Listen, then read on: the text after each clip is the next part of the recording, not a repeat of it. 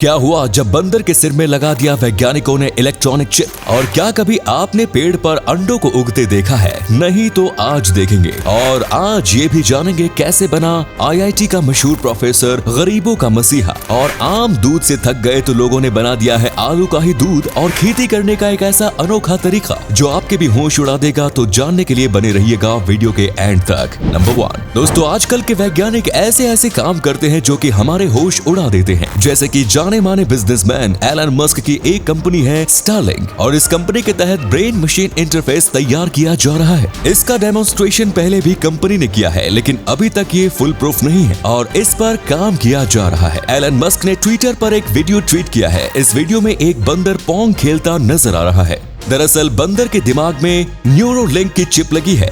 Neuralink के तहत ऐसी टेक्नोलॉजी डेवलप की जा रही है जो ब्रेन इंटरफेस का काम करे, यानी कि आप अपने दिमाग से सारी टेक्नोलॉजिकल चीजें को कंट्रोल कर सकते हैं। और ये करने के लिए बाल से भी बारीक चिप ब्रेन के अंदर माइनर सर्जरी के जरिए इंजेक्ट की जाती है। फिलहाल इसे ऐसे लोगों के लिए तैयार किया जा रहा है जो किसी बीमारी से पीड़ित है। अब आप सोच लीजिए, इससे एक बंदर गेम खेल सकता है तो इंसान क्या क्या कर पाएंगे। नंबर 2, हम सब जानते हैं कि अंडे केवल पक्षी ही देते हैं, लेकिन क्या हो अगर अंडे पेड़ पौधों पर उगने लगे तो तब आप क्या कहेंगे? ये अंडा मुर्गी के अंडे के जैसा ही होता है। इस अंडे की खासियत ये है कि आपको इस वेज एग में भी रियल एग जैसी ही पीली जर्दी दिखाई देगी। आपको बता दें कि इस अंडे को बनाने के लिए वनस्पति तेल तथा जेल का उपयोग किया गया है, पर इसमें वास्तविक अंडे की तरह कोलेस्ट्रॉल नहीं होता। इस अंडे को बनाने के लिए जिस पौधे का उपयोग हुआ है उसको सोयाबीन का पौधा माना जा रहा है। इस अंडे को ओडीन यूनिवर्सिटी के विज्ञान विभाग के 4 विद्यार्थियों ने मिलकर तैयार किया है। इस आइडिया को इन 4 स्टूडेंट्स में से एक फ्रांसेसा जुकोलो ने इस बारे में बताते हुए कहा कि इस अंडे की सही रेसिपी बनाने में उनको 18 महीने का समय लगा। ये अंडा वेज है पर इसके गुण बिल्कुल आम अंडे की तरह है। नंबर 3 दोस्तों, आईआईटी करने के बाद अक्सर लोग फॉरेन में नौकरी पाने की सोच रखते हैं, पर प्रोफेसर आलोक सागर की सोच बहुत अलग है। प्रोफेसर आलोक सागर का जन्म 20 जनवरी 1950 को दिल्ली में हुआ। आईआईटी में अच्छा स्कोर करने के बाद आईआईटी दिल्ली में प्रोफेसर बने, पर इनका यहाँ मन नहीं लगा। इनको थोड़ा अलग जीवन बिताना था तो इन्होंने नौकरी छोड़ दी और अब ये 69 साल की उम्र में कोछामाऊ में किसान का काम करते हैं। इन्होंने अपने खेत में फलदार चीकू, लीची, नींबू, मौसम्बी, संतरा, जामुन, काजू और सीताफल के कई पेड़ लगाए हैं। ये आईआईटी से पढ़े हैं, इसीलिए ये मुफ्त में गांव के बच्चों को शिक्षा भी देते हैं। ये बहुत ज्यादा होशियार है, जिसके चलते ये गांव के लोगों की बहुत मदद करते हैं। लोग आईआईटी करने के बाद करोड़ों रुपए के घर और बंगला गाड़ी लेते हैं और वहाँ इनके पास 10 बाय 10 की झोपड़ी है, 2 जोड़ी कुर्ता पाजामा, साइकिल और कुछ बर्तन। इनका कहना है कि ये ही असली जीवन है। नंबर 4 दोस्तों, आप तो जानते ही होंगे कि अभी तक गाय, भैंस, भेड़, बकरी या अन्य पशुओं के दूध का ही लंबे समय से उपयोग किया जा रहा है,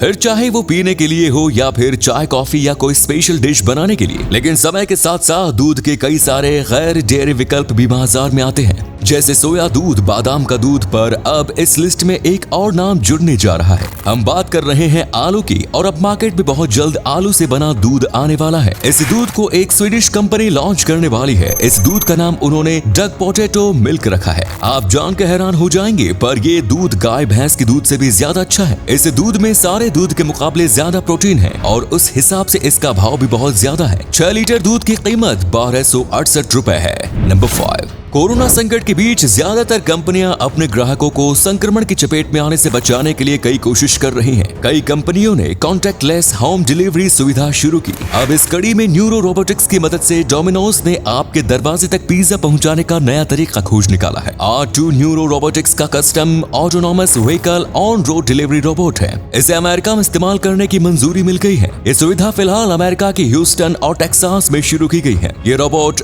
ऑटोमेटिक चलेगा और गूगल मैप और एरिया मैप के हिसाब से काम करेगा, और जिसने पिज्जा ऑर्डर किया है उसे खास 4 डिजिट का पिन दिया जाएगा, जिसकी मदद से ही रोबोट को खोला जा सकता है। रोबोट में ऑनलाइन पेमेंट और ऑफलाइन पेमेंट दोनों कर सकते हैं और पेमेंट करने के बाद ही पिन जनरेट होता है। नंबर 6 दोस्तों, हर एक जगह पर खेती करने के लिए काफी अनोखे तरीके अपनाए जाते हैं, पर अभी हम आपको जो तरीका दिखाएंगे ऐसा तरीका आपने कहीं नहीं देखा होगा। इस तरीके से इंडोनेशिया में फार्मिंग होती है। ये पहले एक छोटा सा तालाब बनाते हैं और उसके आजू बाजू में पेड़ का एक घेरा बनाते हैं ताकि तालाब का पानी सूखे ना, और फिर खेत के चारों तरफ जाते हुए नाले बनाते हैं जो घूम के तालाब में ही आते हैं। फिर बारिश होने पर जब पूरा खेत भर जाता है तब पहले पूरे खेत में चावल उगाए जाते हैं, जिसके बाद इस खेत में कई सारी मछलियाँ छोड़ दी जाती हैं। ये मछलियाँ चावल में से कीड़ों को साफ करती हैं और ऐसा करने से चावल की खेती में 10% का मुनाफा होता है और चावल अच्छे उगते हैं। पर कमाल की बात तो ये है कि चावल उग जाने के बाद और पानी सूख जाने के बाद ये मछली नालों में चली जाती है और नालों से तालाब में। फिर इन सब मछलियों को पकड़ के बेच दिया जाता है, क्योंकि इतने दिनों से जीव जंतु खा के मछलियों की आबादी 5 गुना गई होती है। ये मछली और चावल दोनों को बेच के काफी अच्छा मुनाफा कमाते हैं।